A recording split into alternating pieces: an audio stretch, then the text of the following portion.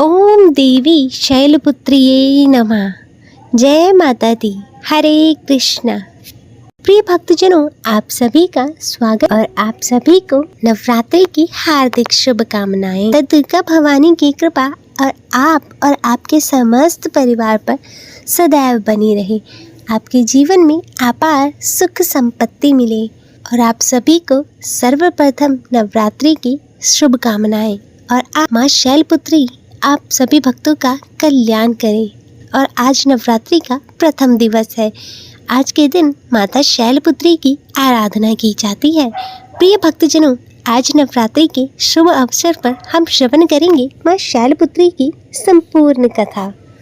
आप सभी भक्तजन ध्यान पूर्वक प्रसन्न चित्त मन से माता के चरण कमलों का ध्यान करते हुए कथा को पूर्ण श्रवण कीजिएगा। तो आइए भक्तजनों, श्रवण करते हैं शैलपुत्री माता की कथा। हिमालय की पुत्री होने के कारण इन्हें शैलपुत्री भी कहा जाता है।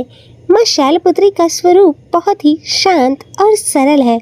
माँ शैलपुत्री के एक हाथ में त्रिशूल और दूसरे हाथ में कमल का पुष्प शोभायमान है।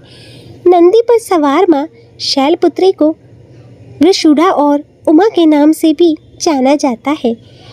माँ शैलपुत्री के विषय में जानने से पहले उनके पूर्व जन्म की कथा सुनना अत्यंत आवश्यक है। दक्ष प्रजापति ब्रह्मा जी के मानस पुत्र थे और उनकी कई पुत्रियां थीं। सभी पुत्री गुणवंती थी, लेकिन दक्ष प्रजापति के मन में संतोष नहीं था। वे चाहते थे कि उनके घर में एक ऐसी पुत्री का जन्म हो जो सर्वगुण शक्ति संपन्न हो और सर्वविजयी हो। तब दक्ष प्रजापति ने एक ऐसी ही पुत्री पाने के लिए कठिन तपस्या करने लगे। तब करते करते बहुत समय व्यतीत हो गया। तब भगवती आगा ने प्रकट होकर कहा, हे राजन, मैं तुम्हारे तप से प्रसन्न हूँ। मैं स्वयं तुम्हारी पुत्री के रूप में तुम्हारे घर में जन्म लूँगी। मेरा नाम उस समय सती होगा। मैं सती के रूप में जन्म लेकर अपनी लीलाओं का विस्तार करूँगी। और इस प्रकार भगवती आगा ने सती के रूप में दक्ष प्रजापति के यहाँ जन्म लिया। देवी सती प्रजापति दक्ष की सभी पुत्रियों में अलौकिक थी। उन्होंने बचपन में ही कई ऐसे अलौकिक कृत्य कार्य दिखाए थे जिन्हें देखकर स्वयं दक्ष प्रजापति को भी विस्मय की लहरों में डूब जाना पड़ा था। जब सती विवाह योग्य हो गई, दक्ष को उनके लिए वर ढूंढने की चिंता हुई। उन्होंने श्री ब्रह्मा जी से परामर्श किया। ब्रह्मा जी ने कहा, देवी सती आगा का अवतार है और आगा आदि शक्ति है और शिव आदि पुरुष है। इसलिए सती के विवाह के लिए शिव से योग्य उचित वर नहीं है। प्रजापति दक्ष अपनी कन्या का विवाह भगवान शिव से कराना नहीं चाहते थे, लेकिन ब्रह्मा जी के समझाने पर उन्होंने देवी सती का विवाह भगवान शिव के साथ कर दिया। अब देवी सती कैलाश पर्वत में जाकर भगवान शिव के साथ रहने लगी। हालांकि भगवान शिव दक्ष प्रजापति के दामाद थे, फिर भी एक ऐसी घटना घटित हुई जिसके कारण दक्ष के हृदय में भगवान शिव के प्रति वैर और विरोध उत्पन्न हो गया। वह घटना कुछ इस प्रकार थी। एक बार श्री ब्रह्मा जी ने धर्म के निरूपण के लिए एक विशाल सभा का आयोजन कराया, जिसमें सभी बड़े बड़े देवता एकत्रित हुए थे। भगवान शिव भी एक और ध्यान मग्न बैठे हुए थे। सभा में प्रजापति दक्ष का आगमन हुआ। दक्ष प्रजापति के आगमन होते ही सभी देवतागण उठकर खड़े हो गए, किंतु उस समय दो लोग नहीं खड़े हुए, ब्रह्मा जी और भगवान शिव। दक्ष प्रजापति ने ब्रह्मा जी के विषय में तो कुछ नहीं सोचा, क्योंकि वे तो उनके पिता हैं। अगर वे खड़े नहीं भी हुए तो कोई बात नहीं, लेकिन शिव जी तो मेरे दामाद हैं, उन्हें तो मेरे सम्मान में उठना चाहिए था। भगवान शिव तो ध्यान मग्न थे। उन्होंने इस ओर ध्यान नहीं दिया कि कौन सभा में आया है और कौन नहीं, और ना ही उन्होंने उठकर प्रजापति दक्ष को प्रणाम किया। तब दक्ष प्रजापति ने इसे अपना अपमान समझा। केवल इतना ही नहीं, उनके हृदय में भगवान शिव के प्रति ईर्ष्या और अग्नि चल उठी। अब वे उनसे बदला लेने के लिए उचित समय और अवसर की प्रतीक्षा करने लगे। भगवान शिव को तो किसी के मान और किसी के अपमान से भला क्या ही करना था। तो वे तो सबको एक समान भाव से देखते हैं। उन्हें तो चारों ओर अमृत ही दिखाई पड़ता है। जहाँ अमृत होता है फिर वहाँ कड़वाहट और लेपन का भला क्या काम। भगवान शिव कैलाश पर्वत में दिन रात राम राम का जाप किया करते थे। एक दिन देवी सती के मन में जिज्ञासा उत्पन्न हुई और उन्होंने अवसर पाकर भगवान शिव से एक प्रश्न किया कि हे प्रभु, आप हर समय राम राम क्यों कहते रहते हैं? राम कौन है? तब भगवान शिव ने देवी को उत्तर दिया कि देवी, राम आदि पुरुष हैं, स्वयंभू हैं और वो मेरे आराध्य हैं, सगुण भी हैं और निर्गुण भी हैं। किंतु देवी सती के कंठ के नीचे तो यह बात नहीं उतरी।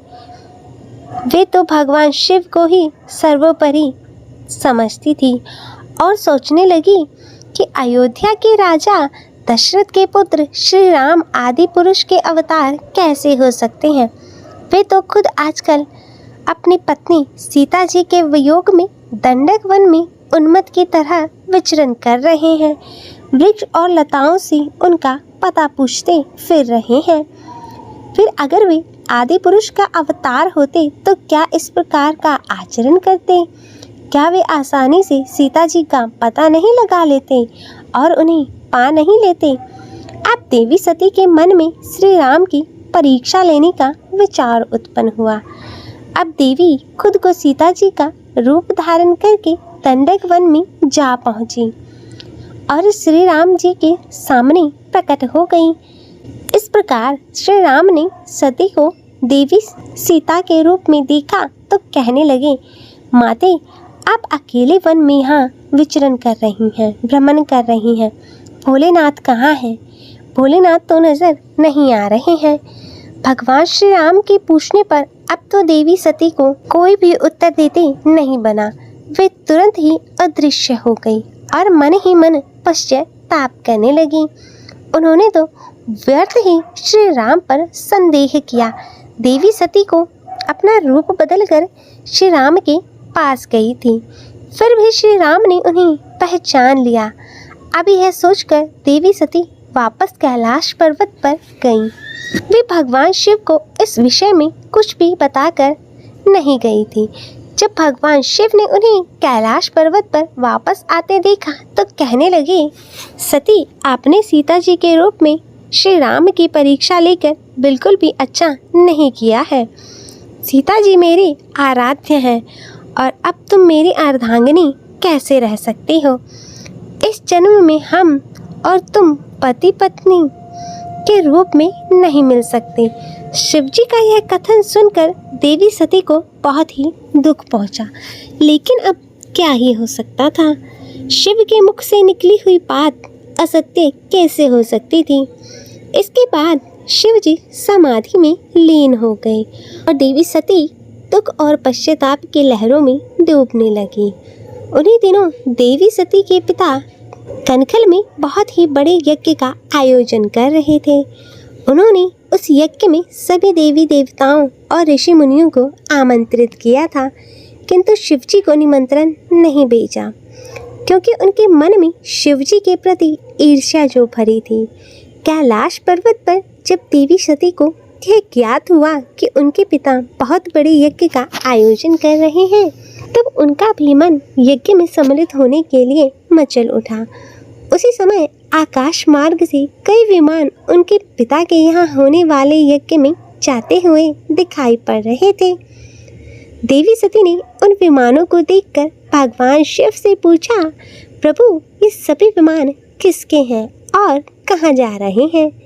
तब भगवान शंकर ने उन्हें बताया कि आपके पिता ने एक यज्ञ की रचना की है। देवता और देवांगना इन विमानों में बैठकर उसी यज्ञ में सम्मिलित होने के लिए जा रहे हैं। तब देवी सती ने प्रश्न किया कि प्रभु, क्या मेरे पिता ने आपको यज्ञ में सम्मिलित होने के लिए निमंत्रण नहीं भेजा? भगवान शिव ने उत्तर दिया कि आपके पिता मुझसे वैर रखते हैं, फिर भला वो मुझे आमंत्रित कैसे करेंगे। देवी सती मन ही मन सोचने लगी, फिर बोली, हे नाथ, यज्ञ के अवसर पर तो मेरी बहनें भी ज़रूर आएंगी। मुझे उनसे मिलने की चेष्टा हो रही है। अगर आपकी आज्ञा हो तो मैं भी पिताजी के घर जाना चाहती हूँ। यज्ञ में सम्मिलित भी हो लूँगी और अपनी बहनों से भी मिलने का सुअवसर मिल जाएगा। भगवान शिव ने देवी सती को समझाया कि देवी, इस समय वहाँ जाना उचित नहीं होगा। आपके पिता मुझसे वैर भाव रखते हैं। हो सकता है वे आपका भी अपमान करें और फिर बिना बुलाए किसी के घर जाना ठीक नहीं होगा। किंतु देवी सती अपने मायके जाने के लिए हट करती रही, बार बार एक ही बात दोहराती रही। उनकी इच्छा को देखकर भगवान शिव ने उन्हें जाने की आज्ञा दे दी। देवी सती पिता के घर गई, किंतु वहाँ पर किसी ने भी उनसे प्रेम पूर्वक व्यवहार नहीं किया। दक्ष ने भी उन्हें देखकर कहा कि तुम यहाँ पर क्या मेरा अपमान कराने आई हो? अपने बहनों को तो देखो, वे किस तरह के सुंदर अलंकारों और वस्त्रों आभूषणों से सुसज्जित होकर आए हैं। वह तुम्हें बाघ अंबर छोड़कर भला और पहना भी क्या सकते हैं। दक्ष के ऐसा कहने पर देवी सती के हृदय में पश्चाताप का सागर उमड़ पड़ा। अब वे पश्चाताप करते हुए सोचने लगी कि यहाँ आकर तो बिल्कुल भी अच्छा नहीं किया। भगवान शिव तो ठीक ही कह रहे थे कि बिना बुलाए पिता के घर भी जाना नहीं चाहिए। और अब हो भी क्या सकता है, अब तो मैं आ ही गई हूँ। पिता के कड़वे और अपमानजनक शब्द सुनकर देवी सती चुप रही। फिर भी वे उनके उस यज्ञ मंडप में गई जहाँ सभी देवता और ऋषि मुनि बैठे हुए थे और यज्ञ कुंड में धूं धूं करती हुई अग्नि और यज्ञ कुंड में अग्नि चल रही थी और उस यज्ञ कुंड में आहुतियाँ डाली जा रही थी। देवी सती ने यज्ञ मंडप में सभी देवताओं के तो भाग देखे, किंतु भगवान शिव का भाग नहीं देखा। वे भगवान शिव का भाग ना देखकर फिर अपने पिता से बोली, पिता, श्रेष्ठ यज्ञ में तो सबके भाग दिखाई पड़ रहे हैं, किंतु कैलाशपति का कोई भाग नहीं। आपने उनका भाग क्यों नहीं दिया? प्रजापति दक्ष ने बड़े गर्व से उन्हें बताया, पुत्री, मैं तुम्हारे पति को देवता नहीं समझता। वह तो भूतों का स्वामी, नग्न रहने वाला है और हड्डियों की माला धारण करने वाला है। वह देवताओं की पंक्ति में बैठने योग्य नहीं है। भला उसे कौन भाग देगा? यह सुनते ही देवी सती के नेत्र क्रोध से लाल हो गए, उनकी बाँह टेढ़ी हो गई और उनका मुखमंडल प्रलय के सूर्य की तरह दमक उठा। उन्होंने पीड़ा और अपमान से तिलमिलाते हुए कहा, मैं इन शब्दों को कैसे सुन रही हूँ? मुझे धिक्कार है। देवताओं, तुम्हें भी धिक्कार है। तुम भी उन कैलाशपति के लिए इन शब्दों को भला कैसे सुन सकते हो, जो मंगल के प्रतीक है, जो क्षण मात्र में संपूर्ण सृष्टि का नाश करने की शक्ति रखते हैं। वे मेरे स्वामी हैं। नारी के लिए उसका पति ही स्वर्ग होता है। जो नारी अपने पति के लिए अपमानजनक शब्दों को सुनती है, उसे नरक में जाना पड़ता है। पृथ्वी सुनो, आकाश सुनो और देवताओं सुनो। देवताओं, तुम भी सुनो। मेरे पिता ने मेरे स्वामी का अपमान किया है। अब मैं एक क्षण भी जीवित नहीं रहना चाहती।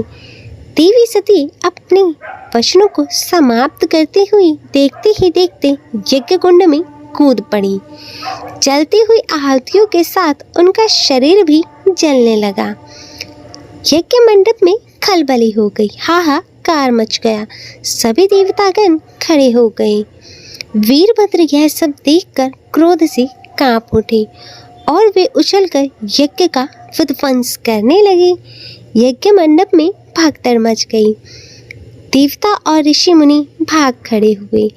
वीरभद्र ने देखते ही देखते प्रजापति दक्ष का मस्तक काटकर फेंक दिया और यह समाचार कैलाश पर विराजमान भगवान शिव को भी पता चला। सुनते ही वे प्रचंड आंधी की तरह कनकल जा पहुँचे। देवी सती के जले हुए शरीर को देखकर भगवान शिव अपने आप को भी भूल गए। देवी सती के प्रेम और उनकी भक्ति ने भगवान शिव के मन को व्याकुल कर दिया। उन शंकर जी के मन को व्याकुल कर दिया था जिन्होंने काम पर भी विजय प्राप्त की थी और जो सारी सृष्टि को नष्ट करने की क्षमता रखते थे। वे देवी सती के प्रेम में बेसुध हो गए। फिर भगवान शिव ने उन्हें उन्मत्त की तरह देवी सती के जले हुए शरीर को कंधे पर रख लिया और सभी दिशाओं में भ्रमण करने लगे। भगवान शिव और देवी सती के इस अलौकिक प्रेम को देखकर पृथ्वी रुक गई, हवा रुक गई, जल का प्रवाह भी ठहर गया। यहाँ तक कि देवतागण भी अपनी सांसें थामकर इस भयानक और दारुण दृश्य को देखने लगे। सारी सृष्टि व्याकुल हो उठी। सृष्टि के सभी प्राणी त्राहिमाम करने लगे। भयानक संकट उपस्थित देखकर सृष्टि के पालक भगवान श्री हरि आगे बढ़े। वे भगवान शिव की बेसुधी में अपने चक्र से देवी सती के एक एक अंग को काटकर गिराने लगे। धरती पर 51 जगह देवी सती के अंग कटकर गिरे। देवी सती के जब सारे अंग कटकर गिर गए तब भगवान शिव पुनः अपने आप में आए। जब वे अपने आप में आए तो पुनः सृष्टि के सारे कार्य चलने लगे। धरती पर जिन 51 स्थानों पर देवी सती के अंग कटकर गिरे थे वहाँ पर वही स्थान आज भी शक्तिपीठ के नाम से जाने जाते हैं। आज भी उन स्थानों पर देवी का पूजन होता है, देवी की उपासना की जाती है। इस प्रकार यज्ञ मंडप में अपने शरीर को भस्म करने के बाद देवी सती ने एक पर्वतराज हिमालय के घर में उनकी पुत्री के रूप में जन्म लिया था। हिमालय अर्थात शैल के पुत्री होने के कारण उन्हें अगले जन्म में शैलपुत्री के रूप में पूजा जाने लगा। आरती देवी शैलपुत्री जी की। शैलपुत्री माँ बैल असवार, करे देवता जय जयकार। शिव शंकर की प्रिय भवानी, तेरी महिमा किसी ने न जानी। पार्वती तो उमा कहलावे, पार्वती तो उमा कहलावे। जो तुझे सुमरे सो सुख पावे, जो तुझे सुमरे सो सुख पावे। रिद्धि सिद्धि परवान करे तू, दया करे धनवान करे तू। सोमवार को शिव संग प्यारी, आरती जिसने तेरी उतारी। उसके सगरी आस पुजा दो, सगरे दुख तकलीफ मिटा दो। घी का सुंदर द्वीप जला के, गोलागरी का भोग लगा के। श्रद्धा भाव से मंत्र जपाए, प्रेम सहित फिर शीश झुकाए। जय गिरिराज किशोरी अम्बे, शिव मुख चंद्र चकोरी अम्बे। मनोकामना पूर्ण कर दो, चमन सदा सुख संपत्ति भर दो। जय जय माता, जय मैया। चमन सदा सुख संपत्ति भर दो, चमन सदा सुख संपत्ति भर दो। जय शैलपुत्री मैया की। तो प्रिय भक्तजनों, यह थी शैलपुत्री माता की कथा। मैं आशा करती हूँ आपको यह शैलपुत्री माता की कथा, प्रथम दिवस की देवी माता दुर्गा भवानी के प्रथम स्वरूप की कथा, मैं आशा करती हूँ कि आपको यह कथा पसंद आई होगी। वीडियो अच्छी लगी हो तो इसे लाइक करें, शेयर करें और कमेंट में जय शैलपुत्री माता लिखना ना भूलें। जय माता दी। हर हर महादेव। ओम नमः शिवाय। हरे कृष्णा।